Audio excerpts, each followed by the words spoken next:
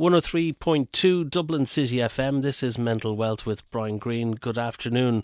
On today's programme, I'll be talking with Dr Andrew Morrice. And Dr Andrew Morrice is coming over to Dublin on the 3rd of May for a one-day course in the Royal Marine Hotel in Dún Laoghaire. It's an all-day course about the mind-body connection.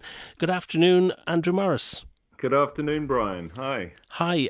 Where are we talking to you today from? Where are you calling in from? Now, I'm in the city of Wells in the county of Somerset in the southwest of England. So that's sort of a little south of Bristol and Bath. And are you experiencing the little heat wave we're having at the moment? Yes, although this morning's variation on it is fog. Ah. So we shall see. I'm sure the sun will burn through shortly. As long as you're not fog-bound and can't fly on the 3rd of May. You're coming over to Dublin, to Dún Laoghaire, for a one-day course, The Mind-Body Connection. Tell us, why is it coming to Dublin? What's it all about? Well, this is part of the Human Givens College program of seminars, and the Human Givens approach is a very refreshing and effective approach to helping people with their difficulties in life by really standing back and looking at ourselves from a standpoint that we're an organism, an animal like any other, and that if we understand what our needs are, what our resources are that we use to meet those needs in the environment, then that gives us a really nice, firm, clear footing for helping ourselves and helping each other. And one of the key things about that is that it doesn't necessarily mean we have to put mental health in a completely different sort of category, bracket, frame of reference to the rest of our health. And so this day is really getting in amongst that and understanding quite how integrated health is across the board, and how physical and mental health, at least what we call physical and mental health, how they relate to one another. And reading the flyer, it's got this kind of triangulation of emotion, exercise and eating, the 3 E's. Yes, that's right. That's a nice sort of little sort of mnemonic. It's almost, in a way, a pun. You know, health is dependent on the 3 big E's. And that was put forward by a guy that did a lot of the work that I'm talking about in the day on the emotions side, how the emotions work in the body. But he says, you know, health is dependent on these 3 big E's. There's emotion, eating, and exercise. And his little joke about that is, you're always in some sort of emotional state. You eat 3 times a day, and you might exercise once.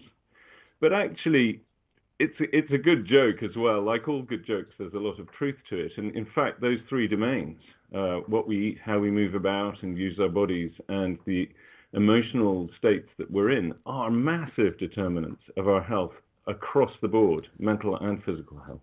I'm surprised when I hear that, but I suppose I shouldn't be. And I'm thinking that if you were a computer, garbage in, garbage out is a term in computing. And if the human is lying on the couch, eating junk food and watching lots of Netflix, that's not going to be good for the emotions. Absolutely not, because the systems, the human system, if you want to call it that, you know, that each of us within ourselves contain almost, if you like, a set of expectations. There's an expectation that your life will need to be led in company with other people, deploying skills, making physical effort, and our bodies have evolved in an environment where certain sorts of junk foods just simply didn't exist. So when our system encounters conditions that it's not well suited to, we tend to suffer in our health in one way or another. That's a very broad statement, but that's a sort of overall way of looking at it. But we are great at adapting, so we over very short periods of time probably get used to the TV dinners and the processed food and become accustomed to it. I was going to ask you that, you know, if you lived a perfectly balanced life with emotion, eating and exercise, is it that then you would be giving yourself a fighting chance to be steady, or is there any kind of data or numbers to say that, you know, it gives you this amount of chance to be a better off person? I don't think I could sort of put it in those terms, but what we know there's a couple of ways that you can look at what happens when people get all those three domains in a good balance. And one of the nicest ones actually to read about is a book called The Blue Zones by Dan Buettner. And in that book, they explore what sort of lives are led in those little pockets of the world where people seem to live for an incredibly long time and very healthy, active old age.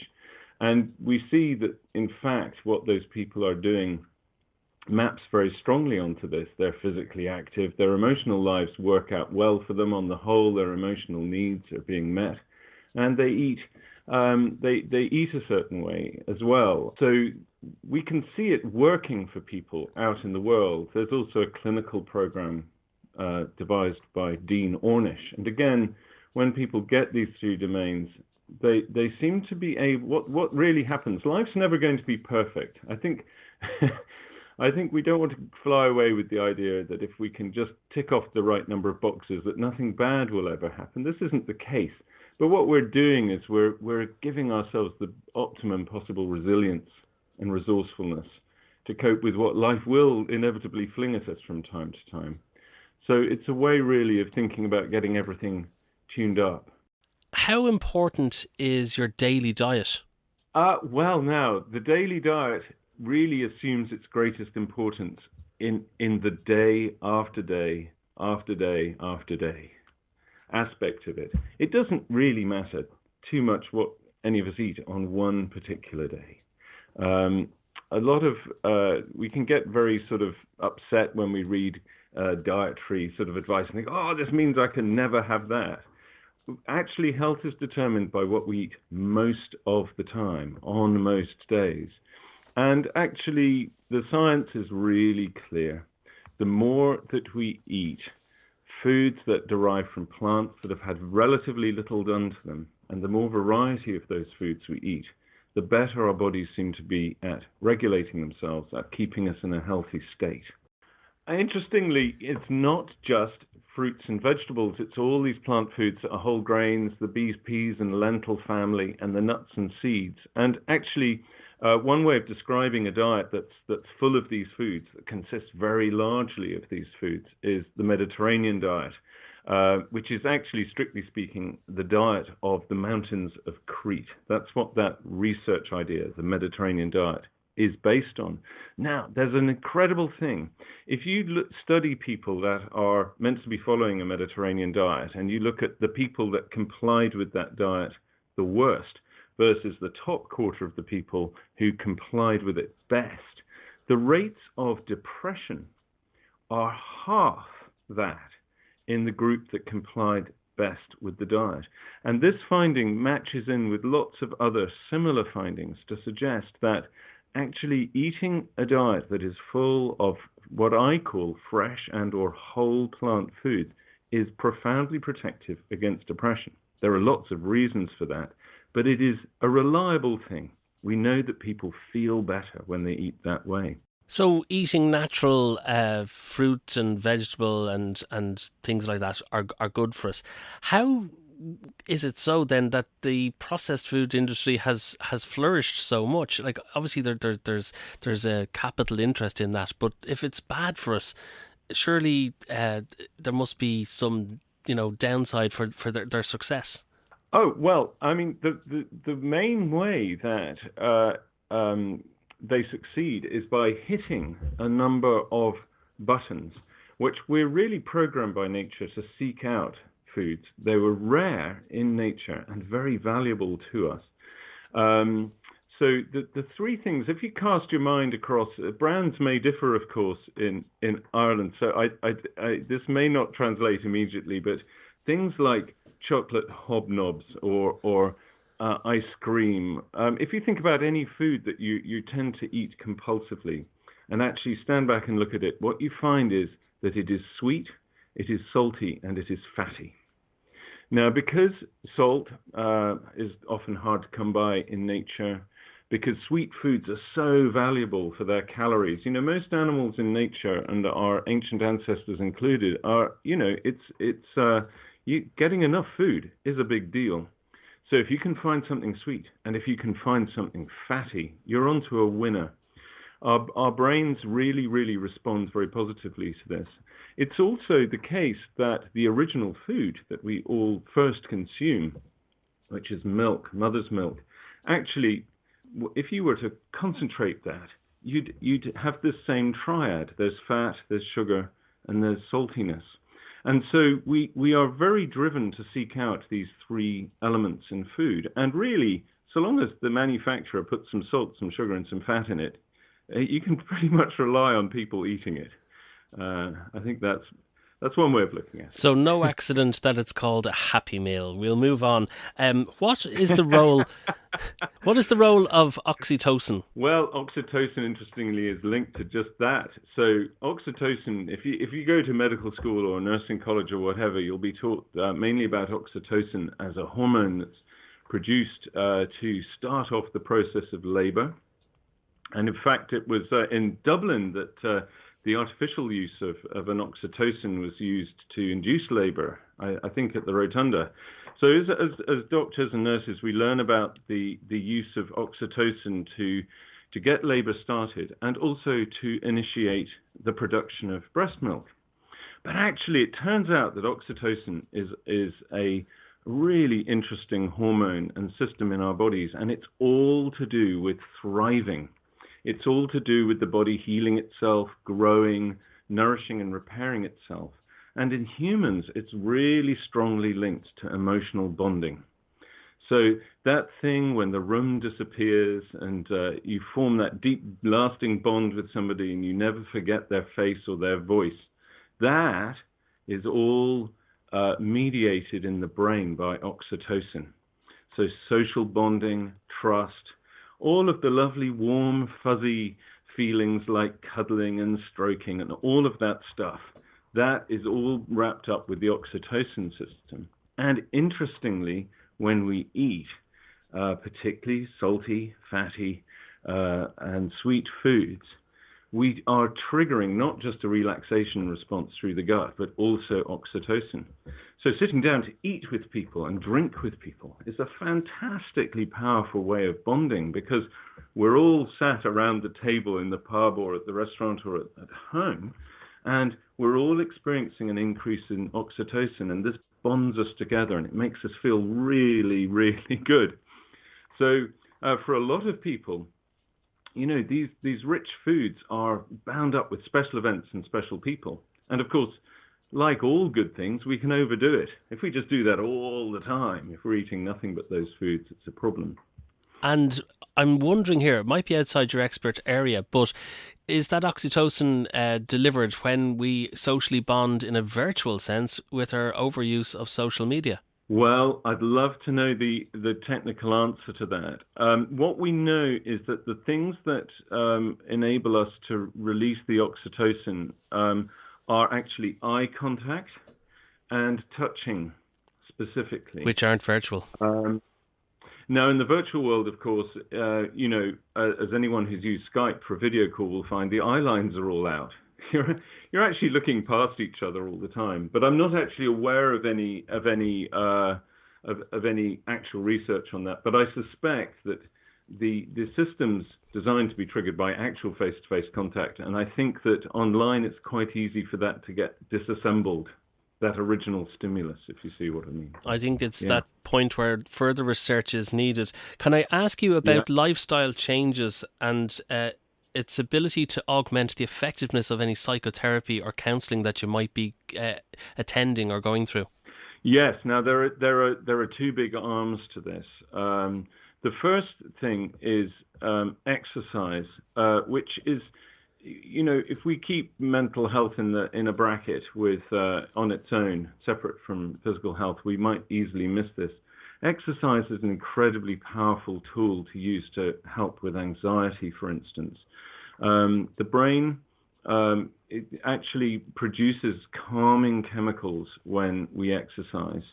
And also, what we're often doing is there's a certain amount of built-up fight and flight in the system, which is certainly what happens when we worry, when we're anxious, or when we're angry, exercising, particularly sort of intense exercise, will often release that sort of preparation that the body's making when it goes into fight and flight. Fight and flight, so what we would call anger or fear in everyday terms, those are preparations for intense physical effort. The body is gearing up, literally, for a fight or a flight. And so when we exercise, we're using that up. We're actually using it for its original purpose. And that then it can enable us to move on.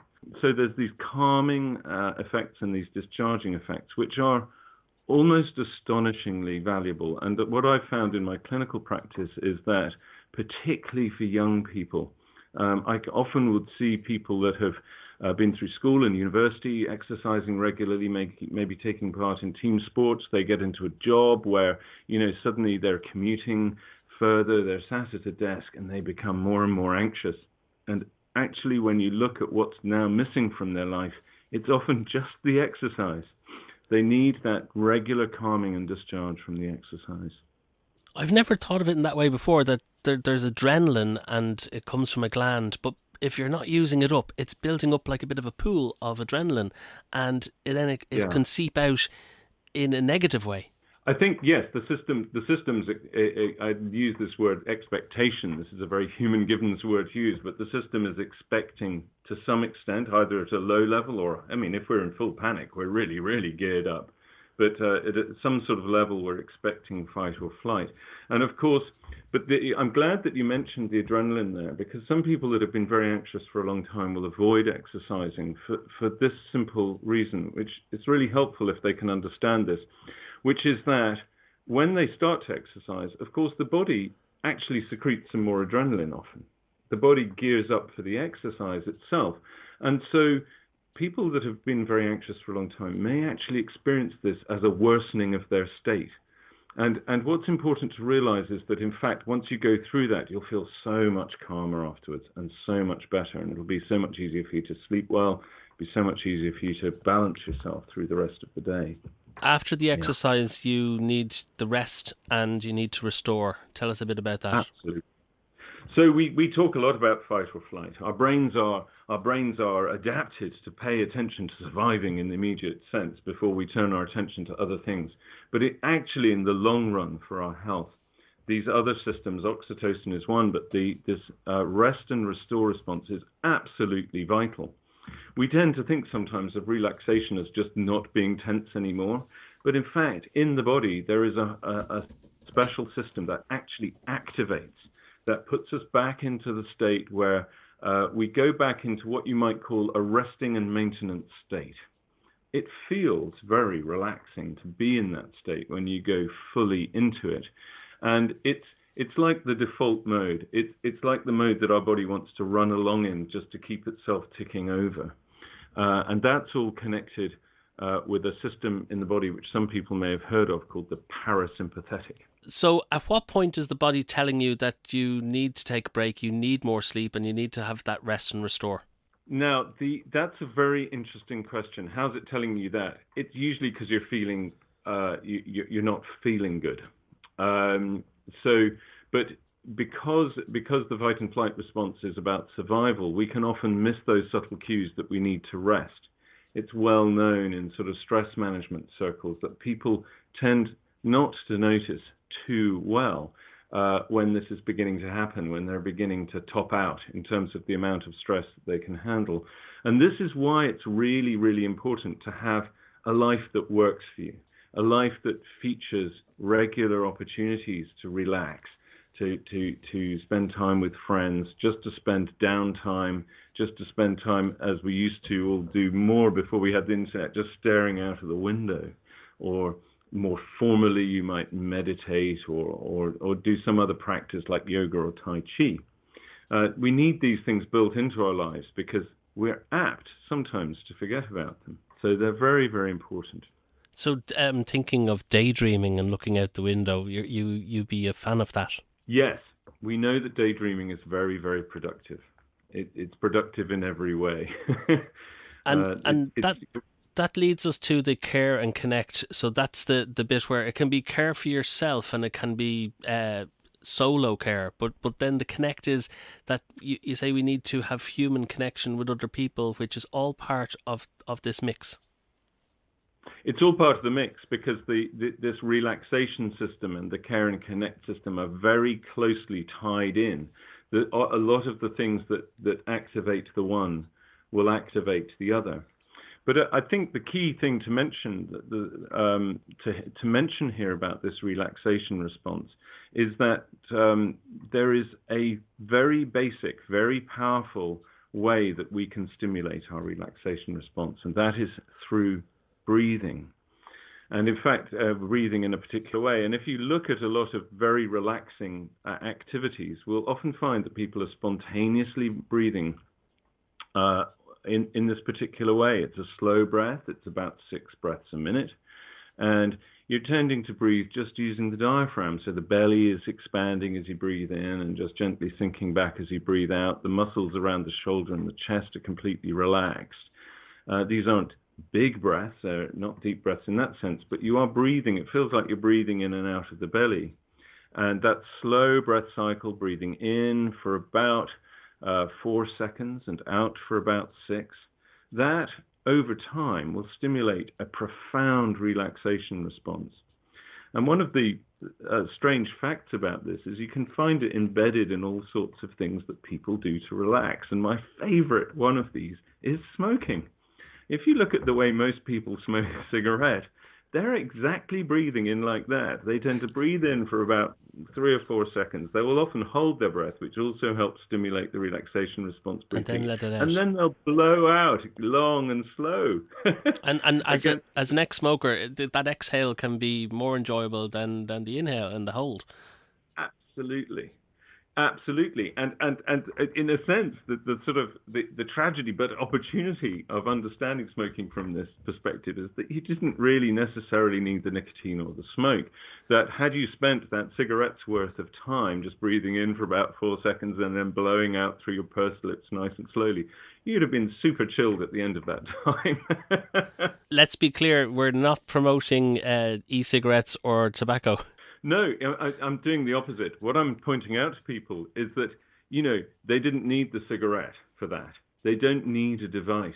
You just need to know that that's the breathing pattern that will help you to relax. And indeed, I will often, when I'm helping my patients as a GP to understand their smoking and to make changes when that's what they want to do, I'll often encourage them just to try to pretend smoking a cigarette, breathe exactly as if they were smoking and actually mime the whole thing out for about the length of time it takes them to smoke a cigarette. And then if at the end of that time they still feel they need one, well then, then they've got a choice at that point. But it gives people a way of stepping back from the tobacco, stepping back from all of the harms that come from the smoke. Because the breathing and actually the nicotine itself are really benign. It's the smoke. It's the way we deliver it that is so very harmful. The Mind-Body Connection is a 1-day course, and it's on May the 3rd in the Royal Marine Hotel in Dunleary. It's been organised by the Human Givens Institute. Andrew Morrice, just one more thing before I let you go. Have you been to Dublin before? Never been to Dublin, and I'm very excited about coming, I have to say. I'm really looking forward to it. Maybe you could get a trip to the Rotunda Hospital where they do have tours and you can see some of the older part of the hospital. I might try and take that in. Who knows? I'll have a bit of a day before the talk. Yes. Thanks for your time today and the very best of luck on May the 3rd. Thank you very much, Brian.